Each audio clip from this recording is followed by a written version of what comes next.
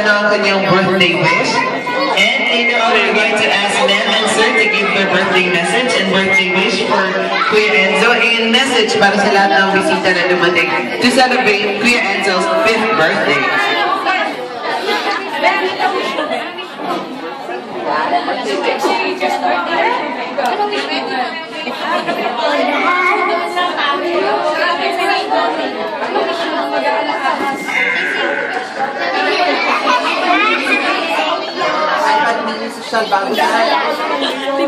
Ayan, medyo mahihayin si Kuya pero may bumubulong sa akin iPad mini daw. Oo nga naman, social yan ngayon, bago yan eh.